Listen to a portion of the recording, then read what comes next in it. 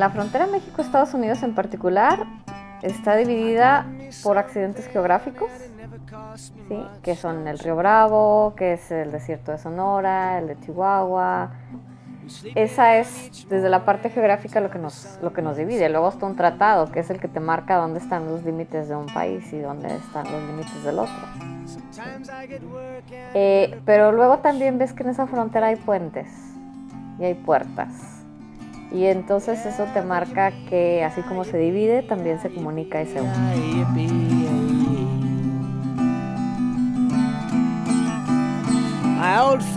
Digo, muchas familias en Estados Unidos te dicen, o sea, yo no crucé la frontera nos cruzó a nosotros. Hemos estado aquí en esta frontera por años, no es como decir que somos nuevos de aquí. Tenemos años viviendo aquí en esta frontera.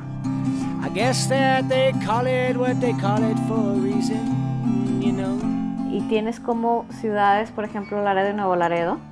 Se crea primero Laredo, queda del lado de Estados Unidos y alguien dice, oye, pero pues yo quiero seguir siendo mexicano, entonces al otro lado del río, justo enfrente, hacen Nuevo Laredo, ¿no? Y el río no deja de ser como cruzar una calle.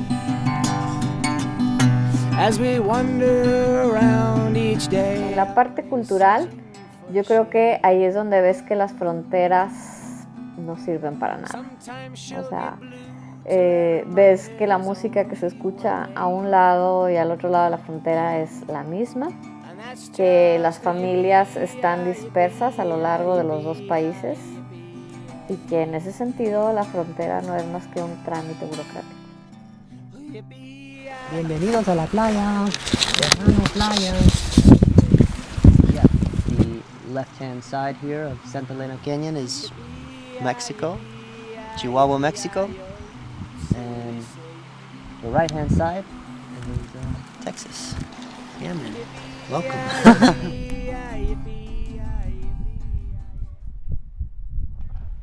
I would argue that,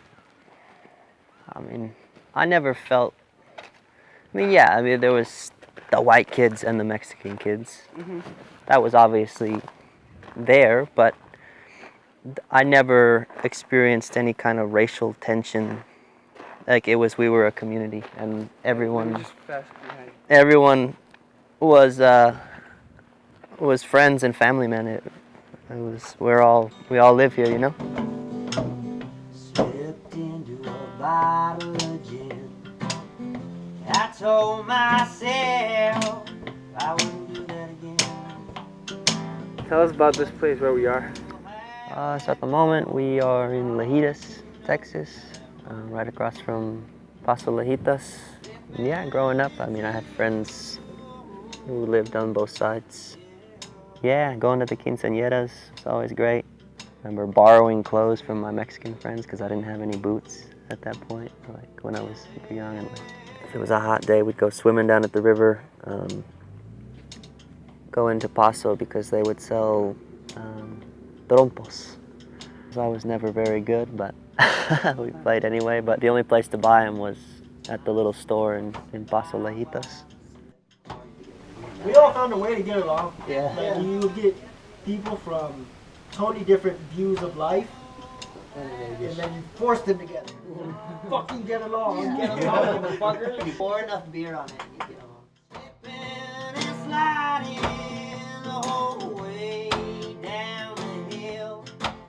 Yeah, we graduated in 2009, and we had 2 graduation parties, one in Lajitas and then another one the next night in Paso Lajitas. And it was pretty great, man. A lot of the community came out on both sides. And we had a norteño band playing that night at the pavilion. And then me and some of my friends played a small set in between the norteño band's break, and then it was like indie rock right in the middle of a norteño set, you know. So like all the white people came out and danced, and then the Mexican music came back on, and then everybody's out there. ¿Y bailaste banda? ¿Bailabas banda? Bueno, puedo tratar, pero no soy muy bueno en I've known him. What year did your dad come? We came in 90s. 93, so 94. Yeah. está chiquito, una alacrán. It was just a little blondie, a little bitty guy. And so it's like I'm saying, como aquí, trabajando en el parque, es como una familia también, porque estás afuera de como decir, your elements, you're away, you're by yourself with a whole bunch of people. Yeah, Y la, you're by yourself with a whole bunch of people. Y la cosa, the multicultural aspect of this place has kind of guided what I've done with the rest of my life, what I've studied, anthropology, looking at different cultures, and being passionate about traveling and discovering new cultures, even to this day, you know. Oh, goddamn.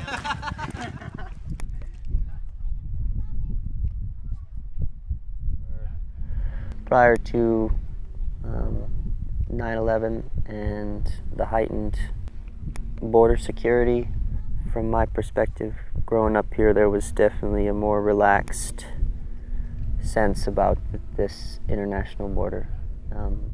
It was all just the same town. There's just a river running through it.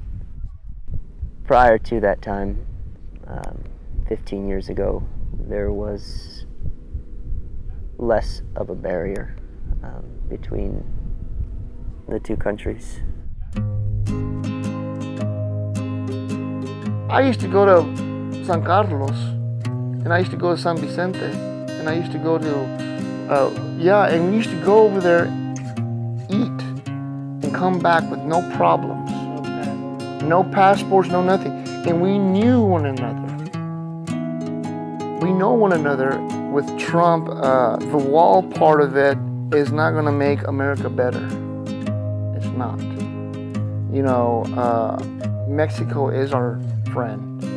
They've been our friend. I mean, there's a lot of stuff that goes on behind closed doors that, you know, but he thinks that every Mexican out here is drug dealers or we're stealers. And as a Mexican man, like, just blatantly racist against Mexicans, Muslims. Like, Look at me. Am I a rapist? No, I like to think I'm a very good person.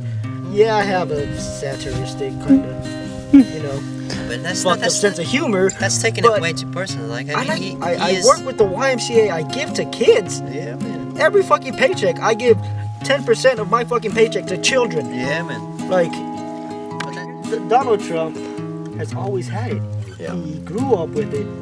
He's always had it. He knows how to abuse it. He doesn't know how to be respectful for it. Yeah. No, I agree with that, man. So that's how I feel about that. When you go to California, who's picking all the fruit, the vegetables? You go to any of the hotels in Chicago, Hispanic people. It's like, who was it, George Lopez said, who do you think runs this country? And they play the mariachi music, yeah! It's us! Us. And it really is, because, I mean... Que hablo español, pero me comporto de manera muy americana. Dicen que los del norte son toscos, pero a mí me dicen que soy agresiva, porque soy muy directa. Pero eso me dicen más porque los americanos no andan con rodeos de que van al punto. Es parte del lenguaje del inglés, o sea, no hay tanta palabra para hacerlo bonito, solo lo dicen como es. Entonces, eso me lo han dicho mucho en el trabajo, a los lugares en los que he viajado. Me dicen, es que tú eres bien gringa. Y yo le digo, no, yo soy mexicana, pero soy de la frontera. Entonces, sí.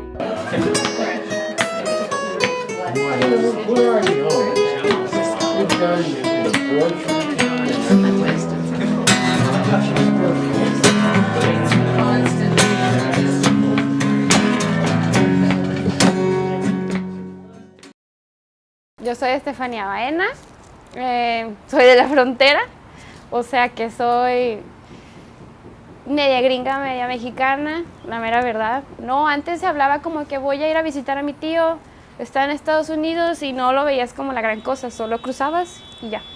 Literal, de que no, llego en 10 minutos y ya estás del otro lado. No, o sea, no lo hacemos así la gran cosa de que hay una frontera y todo eso. La verdad no, hasta que pusieron una reja y como que sí hubo algo de resentimiento de nosotros, de nuestro lado hacia el otro lado, de que pues que está así, o sea, ¿qué significa esto? ¿No nos quieren? ¿O qué onda? Ahí ya se empezó de que a distinguir Estados Unidos, México. I mean, you can put a wall all you want. People are going to come because this country is great. The people that are in this country make this place a great country. Hispanic people come here, they do what no one wants to do. They enrich the country. They enrich the country. So separating us is not going to help. Like, yeah, you're gonna have those moments, man, where you're like the odd man out, or it gets culturally awkward, or whatever. But that's just part of it, man. You know? But no, overall, man, I wouldn't trade anything from my childhood, man. Like, yippee-yi, yippee-yi, yippee-yi-yo, every day. Hey, yippee.